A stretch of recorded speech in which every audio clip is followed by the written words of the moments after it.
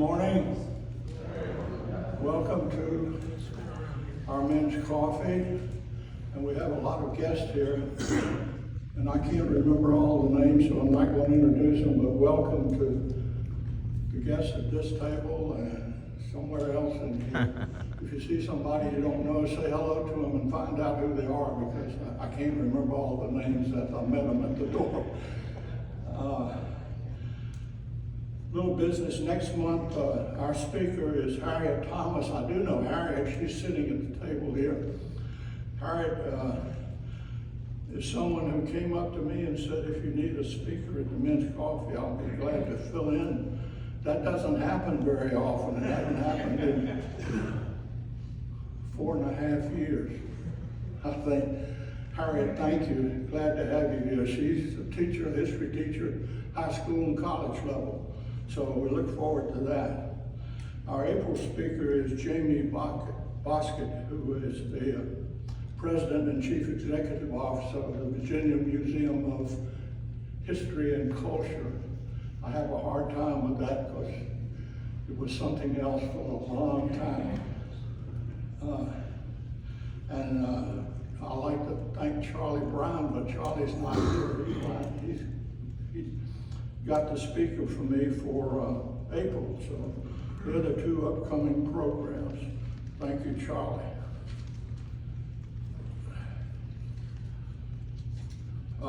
Our speaker today is resident George Goethals, better known as Al, I guess, to most of us here. Al is the E. Claiborne Robbins Distinguished Professor Emeritus in Leadership Studies at the Jefferson School of Leadership at the University of Richmond. Where's my guy back here from Richmond? There they are, back in the back. He received his AB at Harvard College in 1966 and his PhD from Duke University in 1970. And Dr. Goethals was professor of psychology at Williams College from 1979 through 1980. And he also did double duty as acting dean of faculty and provost during that period.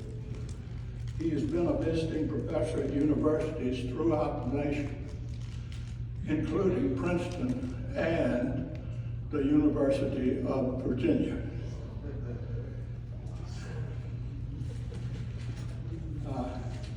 Al joined the Jefferson School faculty in 2006 and retired in May of 2023.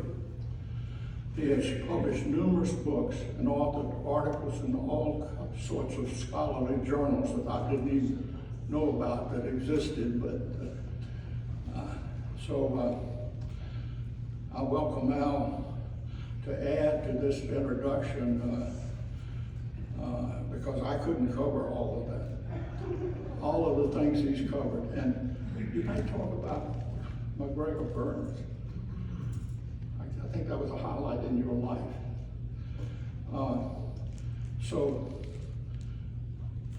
One other thing.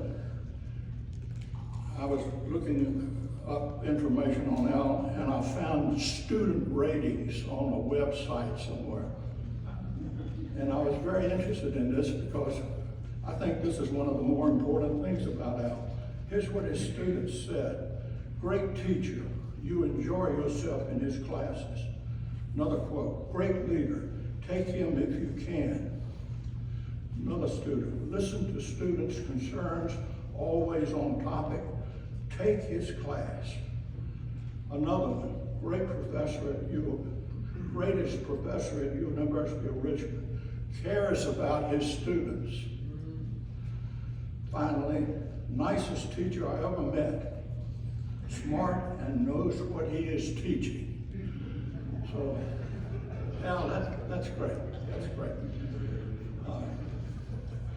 And Al is joined here by his wife, Marion, and they live on the court. And here's Al, and welcome him to the men's coffee.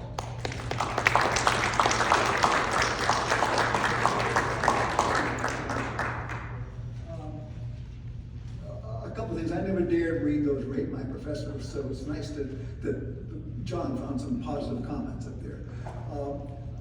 I should say something about the name. I am named after my great-grandfather and grandfather and father, George Goethals. But I guess my mother was casting about for a nickname, and my dad first saw me when I was about 6 months old during the war. He said, "My God, that's the ugliest kid I've ever seen. He looks just like Al Smith." So I don't know how that stuck, and I had an aunt and uncle who called me Mr. Smith for a long time, and I had no idea what that is. But I finally figured it out. But there was some confusion, which will be relevant later, because my mother, after giving me this nickname, when I went to school, registered me as George. So I had this dual existence where people who knew me from school called me George, from home Al, and it wasn't really until about 1971 when the president of Williams College said to me, "You really should make up your mind what your name is." And so I have embraced Al. One other housekeeping thing I want to say is much of what I'm going to talk about is based on David McCullough's wonderful book, The Path Between the Seas, The Creation of the Panama Canal, 1880 to 1914. McCullough lived in a house on Music Street in West Tisbury and Martha's Vineyard that I lived in as a child, and we became friends. But the family isn't altogether thrilled with the way Goethals is treated in his book. And he comes across sometimes as a bit of a cold fish, a bit of a stiff neck. And he has a whole chapter named after John Stevens, who was Goethals' predecessor as chief engineer of the canal. And what's going on here? And he actually wrote in an endnote at the end of the book, "Were it not for Goethals' letters to his son George, included among his papers in the Library of Congress, one might mistakenly assume he was as devoid of warmth and human emotion as his critics insisted. The letters are a window thrown open upon a sensitive and appealing inner man. For the author, they were a revelation and one of the high points of the research." Well, thanks, David. Why didn't you put that in the text? The other thing is, I asked my dad's first cousin, Tom Goethals, who was the grandson of the engineer, I said, "What did you think of McCullough's book?" He said, "It's great, except he believed everything my mother said." And the mother is Aunt Mary. And so there are things in McCullough's book. One is that William Howard Taft was the only fat man that Goethals liked, that the marriage was, quote, difficult, that he didn't amuse himself. Those are all stories from Aunt Mary. And it's just an interesting challenge to think about how historians put things together, and they work in the archives, the Library of Congress, and then they talk to Aunt Mary and believe what she said. So it's interesting how it all gets woven together. So let me get into it. This slide is a photograph of the cover of the 80th anniversary report in 1994. And you can see the waves representing the water under the words Panama Canal. But that graphic at the right, that vertical rectangle of 3 trays, is actually modeled after the Goethals monument. I don't know if you can see the trays at the bottom there. And the 3 trays represent the 3 sets of locks at the Panama Canal. Let me give you a sense of where the canal actually is. Oh, sorry, before that, here's Great-Grandpa at West Point. He was born of immigrant parents from Belgium. In New York. He attended CCNY. The president of CCNY said, "This is a bright kid." He arranged to have him appointed to West Point. He graduated second in his class in 1880, same year, by the way, that Theodore Roosevelt graduated from Harvard, which will become relevant later on. Had a distinguished engineering career. At age 49, he became chief engineer of the Panama Canal. That's what he looked like early on. And that's what he looked like on opening day, 7 years later. looks a little aged, maybe put on a little weight, a little gray, but he looks okay. And I do have to say that I haven't followed in my great-grandfather's footsteps, but I have walked across the gate of the Miraflores Lock in Panama. But that's probably as close as I've gotten to him. Okay, the canal is located in Central America. This is the old World Atlas, and the inset on the bottom left shows something called the Canal Zone, which of course doesn't exist anymore. That went out of being in 1979 when the treaties were signed. It is disorienting to look at maps of the canal through the isthmus, because the Atlantic Ocean is on the left and the Pacific Ocean is on the right. The canal actually goes more north-south than east-west, but it goes more toward the west. I'm sorry, toward the east when it goes from the Caribbean to the Pacific. When I first saw a map like this, I said, "Hey, what's the big deal about this canal? Most of it is just a lake." Well, I didn't realize, of course, that Goethals and the builders built the lake. You built the dam that created the lake when they dammed up the Chagres River. Here's an old map of what the canal looked like. It was supposed to look like. This was in 1913, just before it was finished. Again, the Caribbean is on the left. Ships would come in through Limon Bay, go through blocks at Gatun, into the lake, through the cut, past the Chagres River, which supplies the water for the canal, and then out to the Pacific side. Here's another rendition. Ships would come in on the left at Limon Bay. I think you can see the Gatun locks, and you can see the dam on the left. The dam, by the way, which created Lake Gatun, is about 1.5 miles wide. It's almost half a mile thick at the base, about 100 feet thick at the top. And the top of the dam is about 30 feet above the average lake level, which is 85 feet above sea level. And again, ships would go following this path past the Chagres River, out through the cut to the Pacific Ocean. This gives an idea of what the canal looks like functionally. It's probably best to think of it as a water elevator. It's not really a cut through Panama. It's a lake and channel over Panama.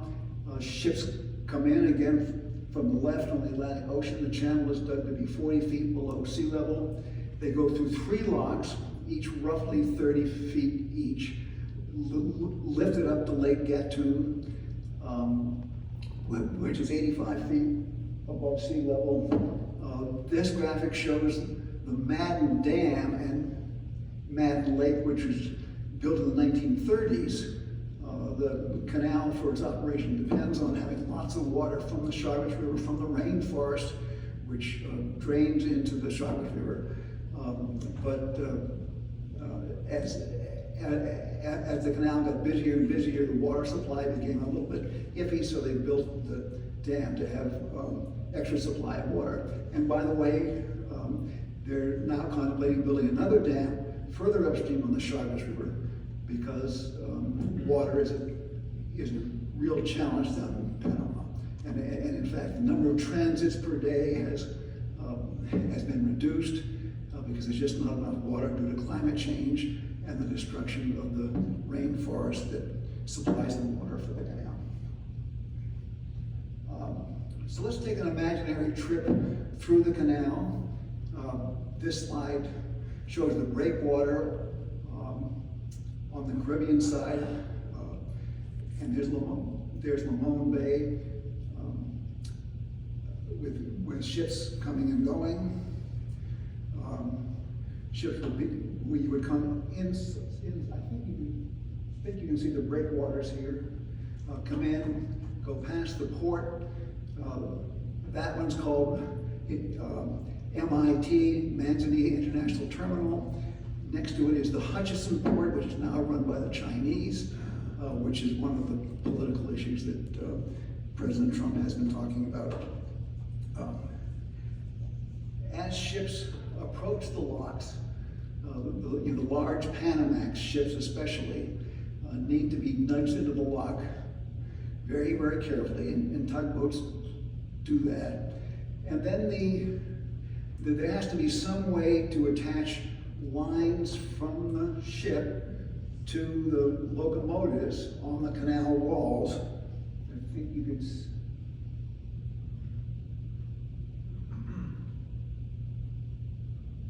see them here. And the technology for doing that is very old. What happens is a line handler on the ship throws a rope, a line, to a man standing in the rear of a rowboat, and he ties it to another line that you can't see from the lock wall. It's a great tourist attraction. If they're really good, the line handler on the ship will throw it right to the guy standing in the stern of the boat, and as fast as you can blink an eye, he'll tie a square knot into the and join the ropes. This painting shows the same kind of thing. The rowboat approaching the triple lock at Gatun, which again raises the ships to 85 feet above sea level. These are the locomotives that the ships are attached to, and the locomotives do not pull the ship through the locks. They go through under their own power, but the locomotives are there just to keep the ship within the lock walls. Those locomotives are called mules, and I always was curious about why that would be. And then I remember that old song, I got a mule, her name is Sal, 15 miles in the Erie Canal. So in the Erie Canal, of course, the mules did pull the ships, but again, here they go through under their own power, and they're just kept in place by the mules. So here's a Panamax ship having come through Limon Bay in the third of the three locks that lift the ships up into Lake Gatun. Here's a ship leaving the Gatun locks into Gatun Lake. You see the dam on the left. Through the lake, approaching the Shawnish River, coming in on the upper left of the slide. Past that, headed toward the Pacific Ocean, through the steepest part of the excavation, called Guyard Cut or Calabre Cut, and then coming into the Pacific Ocean, in the top of the slide is the canal, and they come from top to bottom into Miraflores Lake, which is created by damming of another river, and then it's just a short mile or so to Miraflores locks, and you can see the Pacific Ocean at the top of the slide. One of the times I was going through the canal on a Williams College alumni trip, and we were scheduled to go through at night, and the captain of the ship thought that was a bad idea, that the canal should honor the great-grandson of the engineer of the Panama Canal by going through during daytime. So he wrote a telegram to the powers that be in the Panama Canal Authority and got the following response. Dear Mr. Holmes, unfortunately, we don't foresee a change from present schedule. I am quite sure that Mr. Gothel's great-grandson will feel proud to appreciate that his great-grandparents' engineering monument works as well during nighttime as it does during daytime. And in fact, it does. And there's the same shot, nighttime. And actually, it's better to do transit through the locks at nighttime because it's much cooler and it's lit up like a ballpark for night games, so you can see just as well. So here's a ship exiting the locks at Miraflores. You can see the mules in lower right, lower left. This one's actually attached by 2 on each side in the front, and at the bow, 2 on each side in the middle, and 2 on each side at the stern. So it takes about 12 of these mules to get one of these big ships through. Then it would go past the port at Balboa. That port is also Hutchinson, run by Chinese. Across the other side of the canal is a port run by Singapore. Ships would go out, then under the Bridge of the Americas into the Pacific Ocean. So that's sort of what the canal looks like. So how did it get there? There's so much history that I'd like to tell you, but I'm just going to have to skip it. But you maybe during question and answer. Europeans have been interested in a canal at Panama since one of the explorers in 1498 heard stories about the narrow land between the seas. And Columbus actually reported back after his 3rd voyage about the possibility of a road or a canal across Panama. So it goes way back. And then the French tried to build a canal during the 1880s. That's why McCullough's book is called The Creation of Panama Canal, 1880 to 1914. The engineer for that was Ferdinand de Lesseps, who had just finished the Suez Canal in 1869. But my story continues with Theodore Roosevelt. I'd like to tell you more than I have time to about his role in the Spanish-American War when he was Assistant Secretary of the Navy.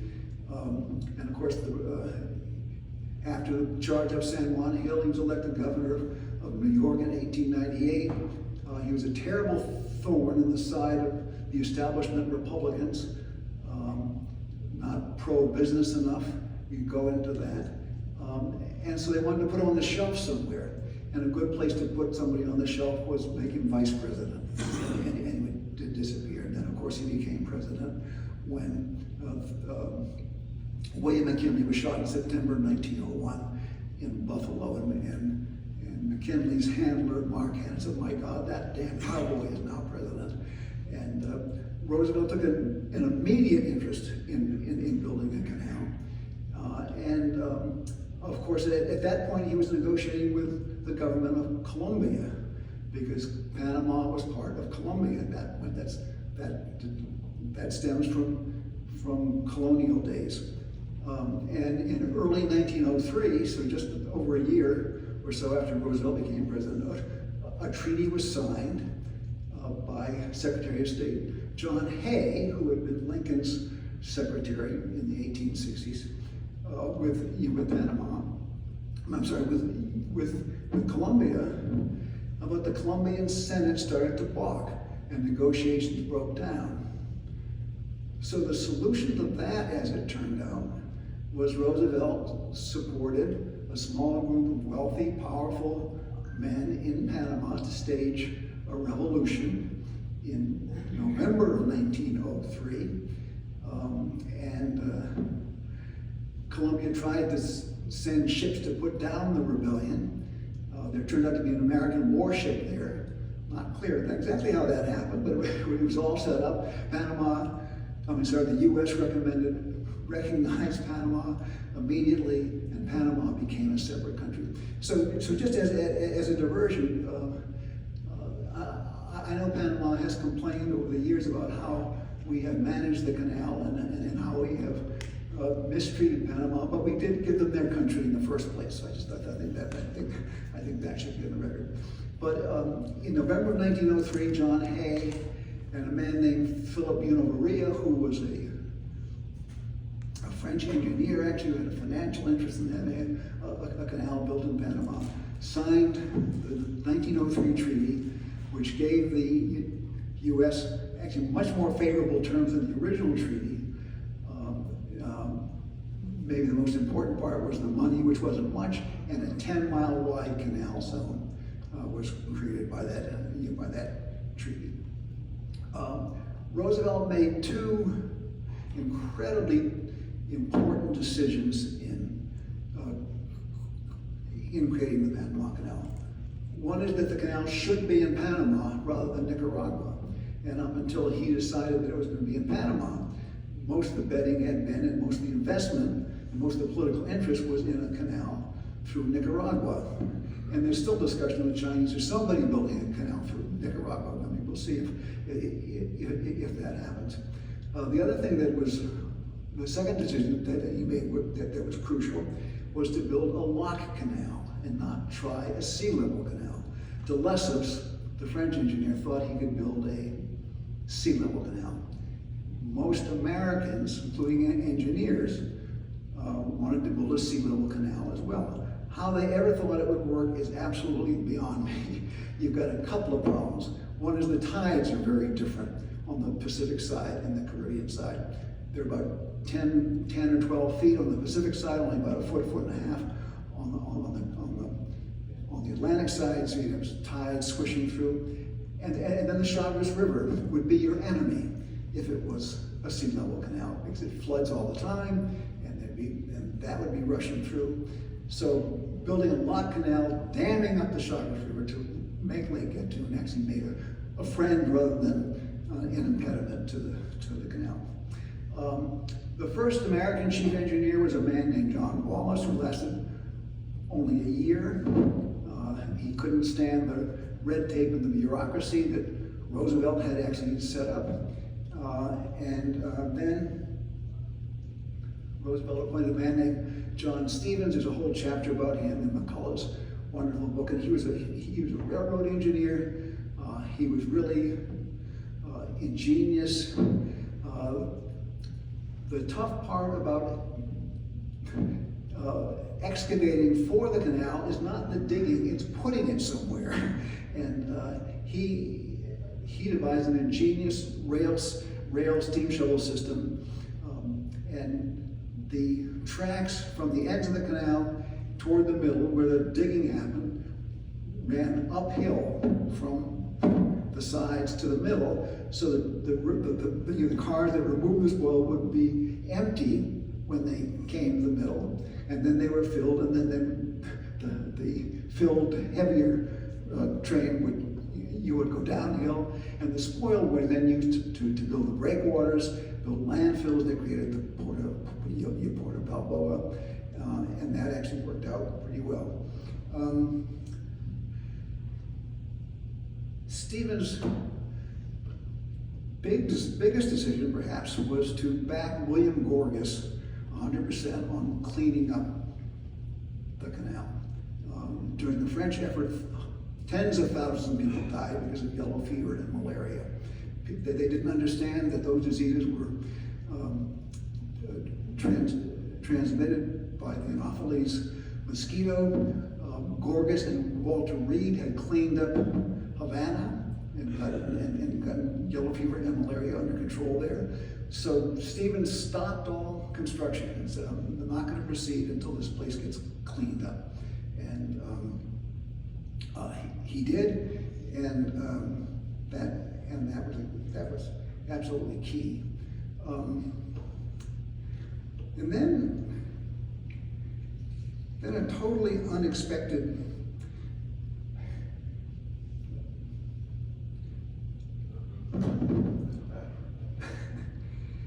things are going well. In late 1906, and Theodore Roosevelt visited Panama. He liked to have his picture taken, as you may know. His daughter Alice said that Roosevelt wanted to be the bride at every wedding, the corpse at every funeral, and the baby at every christening. His leadership cannot be underestimated as being important in Panama. And what he really did was to infuse, he was a charismatic man, infuse the whole workforce and then the whole country really with the idea that this is a magnificent moral achievement, and we're going to build a great thing that will serve mankind. And when he visited, John Stevens and then President of Panama was supposed to meet him at 7:30 in the morning on the Caribbean side. And when they showed up, all of a sudden Roosevelt came in his raincoat. He had been rowed to shore 2 hours earlier, been walking around having a wonderful time exploring the waterfront. And David McCullough writes, he walked the railroad ties in Culebra Cut, leaped ditches, splashed through work camps, made impromptu speeches in the driving rain. You are doing the biggest thing of the kind that's ever been done, and I wanted to see how you were doing it. Everyone who tried to maintain this pace wound up exhausted and half drowned. Later, Roosevelt described the majesty of the project and how it represented the highest level of essentially moral achievement. He writes, I cannot overstate. By the way, he often writes, I cannot overstate, but he can actually. I cannot overstate the feeling, the intensity of the feeling I have. I feel that to each of you has come an opportunity such as vouchsafed to but few in each generation. Each man must have in him the feeling that besides getting what he is rightfully entitled to for his work, that aside and above that must come the feeling of triumph at being associated in the work itself. Must come the appreciation of what a tremendous work it is and what a splendid opportunity is afforded to any man who takes part of it. And the workforce really bought into that. And there's a sign that says, with TR, we can do anything. So his charismatic role was very important. So that's late 1906. Things are going great. And then something entirely unexpected happened in early 1907 in January. John Stevens quit. And it isn't quite clear why he quit. Probably the stress of the job. He wrote a letter to the president, which wasn't exactly a formal resignation, just blowing off steam, as he said. And he wrote, the honor, in quotes, which is continually being held up as an incentive for being connected with this work, appeals to me but slightly. To me, the canal is only a big ditch. The work itself on the whole I do not like. There has never been a day since my connection with this enterprise that I could not have gone back to the United States and occupied positions that to me were far more satisfactory. Some of them I would prefer to hold, if you will pardon my candor, than the presidency of the United States. Theodore Roosevelt did not take that well. Stevens was gone, and it's interesting, Roosevelt, who wrote a lot about the canal in his autobiography, never mentions John Stevens. He ceased to exist as far as Roosevelt was concerned. So what happens next? The Secretary of War had a replacement in mind, George Goethals, who was an Army engineer on the staff, Army staff in Washington. Actually, Goethals had gone to Panama in 1905 with Taft, and Taft had proposed to John Stevens that he take Goethals on as an assistant engineer. Stevens wouldn't have any of it. But now Roosevelt liked the idea of having an Army man being the chief engineer, because an Army man could not quit. Okay, and Goethals decided that it's pure duty.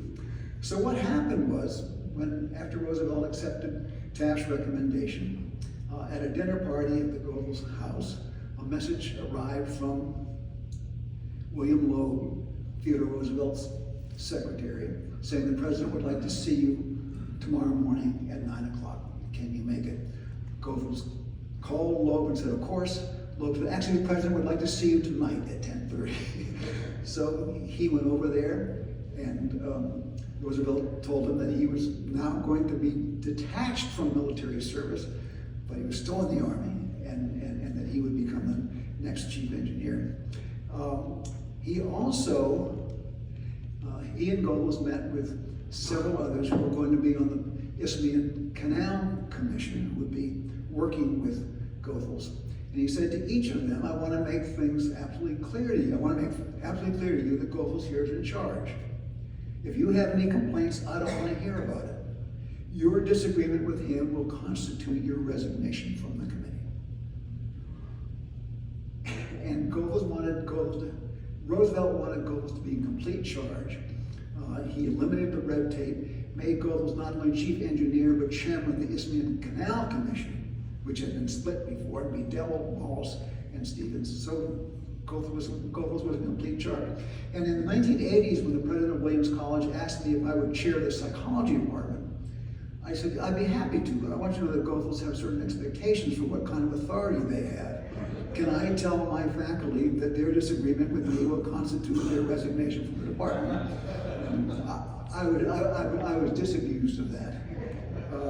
And it's interesting, David McCullough, who was so high on John Stevens, criticized him for not getting the Roosevelt vision of this as a wonderful thing. He writes, Stevens' two-fisted independent spirit had been exactly what was needed during these early days of canal construction. But ultimately the role called for a larger sense of mission than that. Goethals, on the other hand, said John Stevens, one of the greatest engineers who ever lived in the canal, was Stevens' monument. Anyway, Goethals was in charge. Here's a picture of him with the staff at the administration building at Panama. On the right is William Gorgas. Over Goethals' shoulder to his right is David Guillard, who was in charge of the cut in Panama. Guillard actually died of brain cancer before the work was done. Second from the left in the white is a man named Joseph Buckland Bishop, who was a journalist and also a spy for Theodore Roosevelt, who reported regularly to the president on how things were going. So Goethals had complete authority. He had what psychologists call legitimate power. But that doesn't mean he had what we call legitimacy with the workforce. They didn't particularly like him at the beginning. John Stevens had been very, very popular. They didn't like the idea, workers didn't like the idea of this being a military operation, although it was not. Goethals was on detached service, but it had enough of an odor of a military operation that was a problem. He wrote, after he'd been there about a month, a letter to my grandfather saying, I'll get along with the men. And he did. And one of the authors who wrote, Howard Fast, who wrote a wonderful book about the canal, said most of the men had made up their minds not to like Goethals. Grudgingly, they found themselves respecting him. Their respect turned to admiration, and their admiration changed to wholehearted affection. So how does that happen? Well, first of all, you can see that it did happen by a line from a poem that was published in something called the Panama Canal Outlanders or something like that. I can't remember the name. And the poem goes like this. Had they canned you on the run, tell the colonel. Tell the tale of what they've done to the colonel. Pass your sorrows and your woes to the colonel. He will understand. He knows, does the colonel. So he had become very shortly sort of this much admired father figure, father confessor. And how did that happen? Well, I think there are really two key elements. One is, although he had a lot of desk work to do, a lot of administrative work to do, he was out on the line every day from Monday through Saturday. And he would get off the train that ran along the whole length of the canal and get down. Hey, couldn't you get another steam shovel in here? Or wouldn't it be better to have this under one division? Have you made it absolutely clear to him that he has to deliver this at a certain time? Is there anything else you need to get the job done on the day you promise? So he knew what was going on. He understood things perfectly, and that led to the respect. The key was he did something that was totally unprecedented. Sunday mornings were what they called his at-homes. And he would meet with anybody who had any complaint or any thought about anything. And McCullough writes about it like this. To give employees opportunity to air their grievances, Goethals next established his own Court of Appeals. Every Sunday morning from 7:30 until noon, he was at his desk to receive any and all who had what they believed to be a serious complaint or problem. He saw them personally, individually, on the basis of first come, first served, irrespective of rank, nationality, or color. And that is extremely subversive. This is the height of Jim Crow. Jim Crow is as strong in the military as any other institution in America. And there were actually separate payrolls, the gold roll for the white workers, the white American workers, the silver roll for the foreign workers, most of whom were black West Indians from Barbados. During the French effort, by the way, most of the workers were black, English-speaking West Indians from Jamaica, but so many Jamaicans died during the French era that the Jamaican government forbid their people from going to Panama. Some did illegally, but most of it came from Barbados. So ignoring rank and color or nationality was pretty extreme. But one day a week, beginning in the fall of 1907, so about 6 months after Goethals had been there, any of these people, employees or individuals, could, quote, see the colonel and speak their minds. On an average Sunday, he saw perhaps 100 people, and very few appeared to have gone away thinking they had been denied justice. He listened and he was fair. McCullough writes their complaints included everything from the serious to the trivial: harsh treatment by a foreman, misunderstandings about pay, failure to get a promotion, dislike of the food or quarters, insufficient furniture. He listened to appeals for special privileges and financial dispensation. One request was for the transfer of a particular steam shovel engineer to a different division where a particular baseball team needed a pitcher.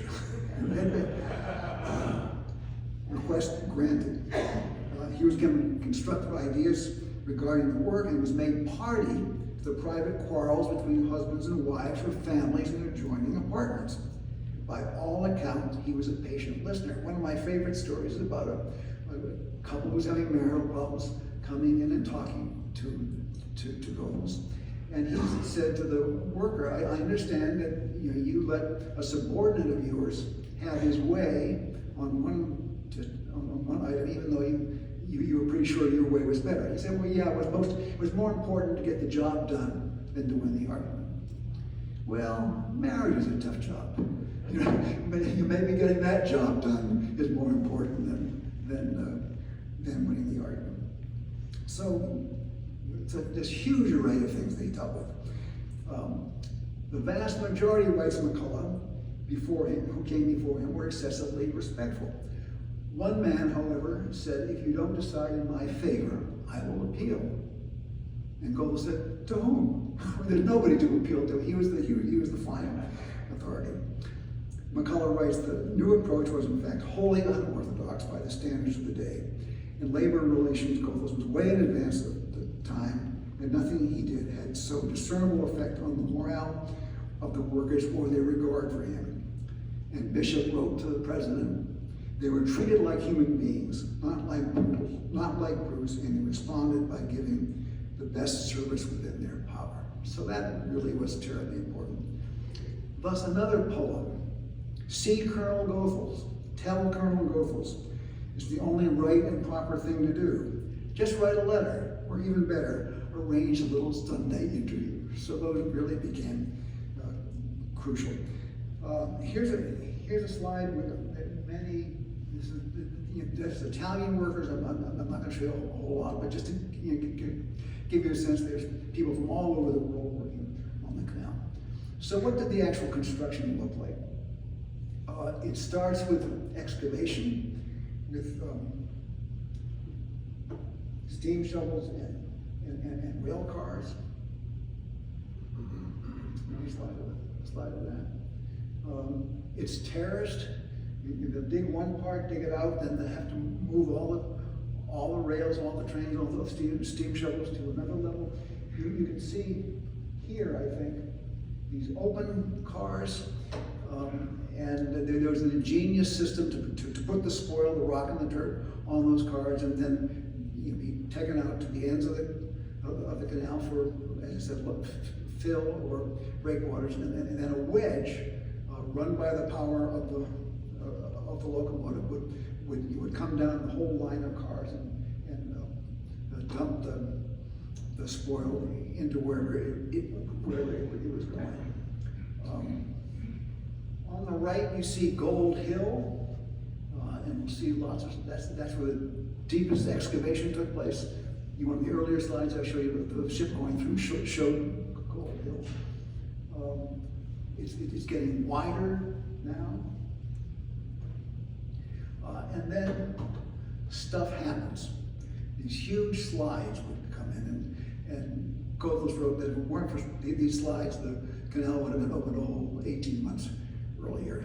And David Guillard was beside himself when this Cucaracha slide, as it's called, took place. What am I going to do? Goethals flicked his cigarette and said, hell, dig it out again. There's just no choice. And those slides will cause tremendous damage, erase months of work. Here's a steam shovel buried, another buried. So this shows the excavation fairly complete, approaching where the slides are, and a crucial decision was made that steam shovels are no longer going to do the job, that you have to let water into that part of the canal, and that it would be a dredging operation from then on. And actually President Woodrow Wilson by that time pushed a button in the White House which blew up this dike that kept water out of the cut. More blasting away. Then actually some manual digging. Then the dredgers. And that became a huge operation during the last couple of years of construction. There's Gold Hill. And there's Goethals in his uniform. It's not a real uniform, but all the pictures of him seem to show him with that white shirt and his umbrella and his straw hat. There were the visiting congressmen, which he detested, but he had to do it. Roosevelt would write him a letter, or Roosevelt more than Taft and Wilson, so-and-so is coming down, please give him the top treatment. Dredging still happens. Engineers talk about an angle of repose whereby you cut back a slope so far that nothing will keep dumping into the middle. That ideal state of affairs has never been reached in Patterson. It's a constant matter of dredging. After the excavation, the most impressive piece, it seems to me, is building the dam. This is the spillway at the Gatun Lake. So as the Chagas River fills the lake and the lake gets too high, it goes over the spillway out into the Caribbean Sea. The spillway is built ingeniously, it seems to me, semicircularly, so that water going over from various pieces would flow into each other, break up the turbulence. You can see something called baffle piers in the foreground, so that when the water actually clears the spillway, it's moving at a fairly slow rate and won't just erode the surface. The next big piece, and I'm going to rush this a little bit because we're out of time, is building the gates. Building the lock walls using steel forms that the concrete is poured into. They're really large. This is a slide of a central lock with a huge culvert that carries water that's flushed into the ocean with each transit. These are some 1913 National Geographic illustrations of just how big these locks are. Then finally the gates.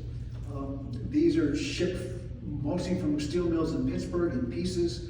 They weigh hundreds of tons, but they are buoyant.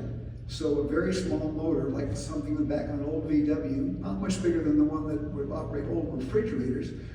The doors are so perfectly balanced that it doesn't take much power to open and close them. And then a final test. Yeah, it does work. These plugs will fill and empty the locks.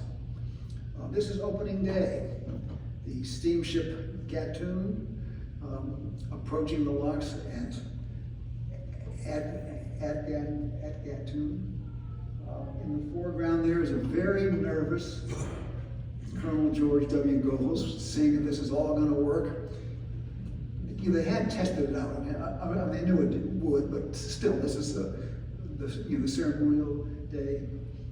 There's the Gatun leading the steamship Ancon through the cut, down through the lock at Pedro Miguel, and it's done.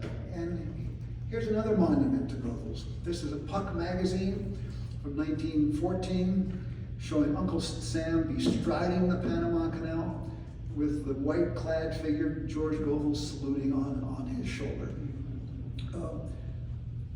One other monument I want to mention briefly, this is on Martha's Vineyard. The General George W. Goethals American Legion post. And I first learned about the canal in relation to that because I went to kindergarten and first grade in the Vineyard Haven Tisbury School. And right across from the school, across a little lane, is the American Legion post, which I didn't understand. And my sister, who was in second grade, gave me very firm instructions never to cross the street to play on those wonderful trees outside what I now know as the American Legion post. But a second grader with great leadership abilities, Richie Olson, said, "Let's go play." I said, "No, let's go play." So we did. And a teacher yelled at us from across the street on the third floor and said, "Get off of those trees." Again, I looked at Richie and he said, "Don't worry about it." And then a high school kid came and said, "You guys are in no trouble." And he walked us across the street, up the stairs. I was scared to death, these metal staircases, into this classroom. I remember I was 5 years old. These students on my left who looked like they were bursting with laughter, and this teacher who started to chew us out for disobeying the rules and going over and playing on those. And I remember him saying, "Do you know who those trees belong to?" And I looked to Richie, but Richie couldn't help with that one. And I said, "No, those trees belong to George Washington Goethals." And I remember hearing that, and I remember thinking, yeah, somehow this isn't going to end well. And he kept criticizing us, bawling us out. And then he finally said, "What is your name?" And I said, "George Goethals." And the class burst out laughing. The teacher had a look of homicide on his face. And then the screen went blank. And I don't know whether the students thought I was a wise guy, first grader, was giving this teacher lip, or that I was so scared that I didn't know what my name was. I said the first thing that I just heard. I think actually there was a babysitter there who knew what the teacher was walking into and was greatly amused. Anyway, I'm done, and I'd be happy to, and I know we don't have much time left, but I'd be happy to try to answer any questions that you have. John, go.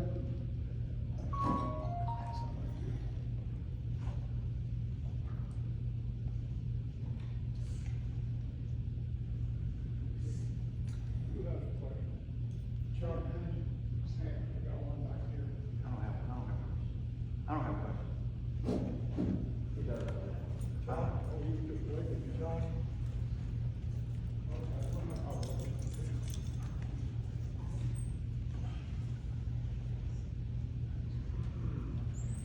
How long does it take a transit the entire length of the canal?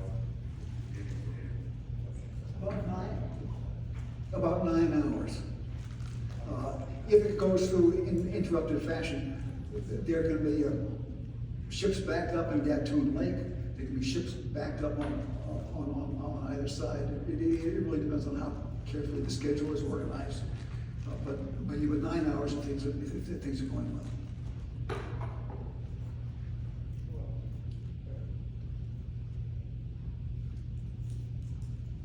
You mentioned the two Chinese ports that are there. How important are they in the operation, running of the canal?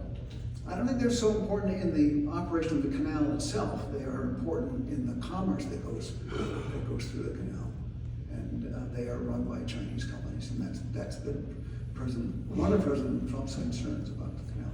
Actually, they could have something to say about who can go through. I don't think they can. No, I think it's just the shipping.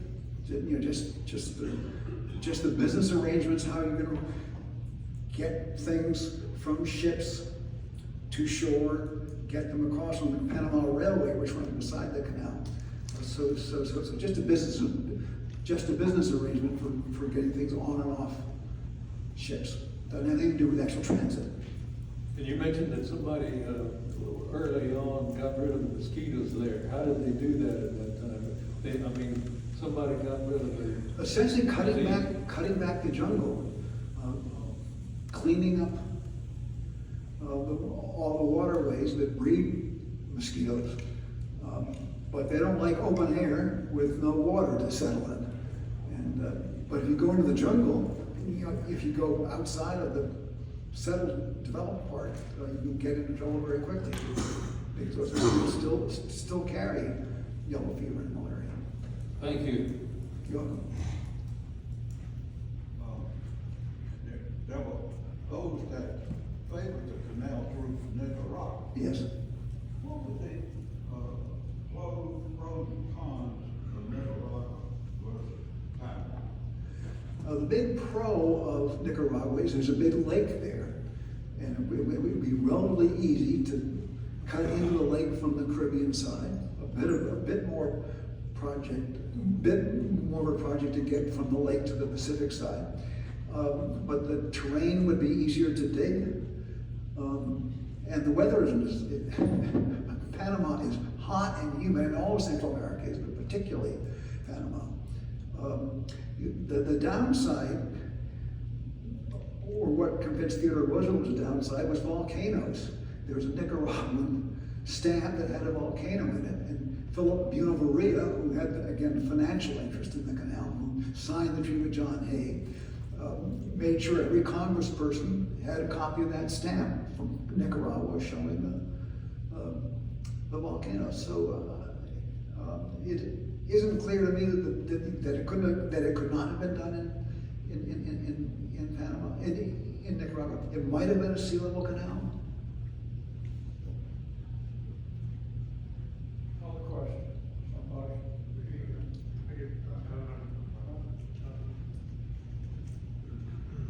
Question from Williamsburg. This is maybe a more general question, but was there any sense of this project in 1906 or whatever that was like or dislike the sense of the space project in the 60s? Yeah, Is there a general held in that same regard? I think so. And actually, I've just been reading a book called The Challenger about the Challenger accident in 1986 for 7 crewmen. And NASA is supported by a huge public relations operation. It has to be popular with the public to get money. And I think Theodore Roosevelt did a wonderful job of selling this to the American people and to the Congress as something that really tests America at its greatest.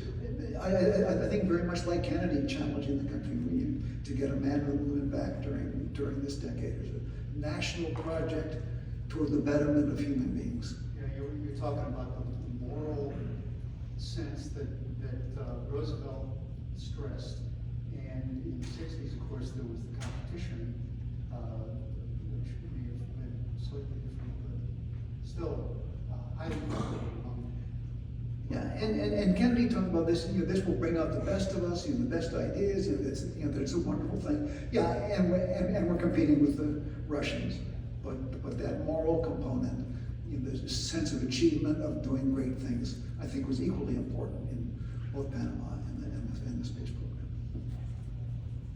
Was President Roosevelt present when it was opened? Or No, he was not. was he dead? He wasn't dead. No, he wasn't. We think that. Oh, I'm sorry, the question was President Roosevelt there at the opening August 15, 1914? He was not. He had been defeated when he ran for president again in 1912. He was sort of licking his wounds. He was making life as miserable as he could for Woodrow Wilson, whom he hated. But no, he was not there. Other question? Okay. But thank you for your time.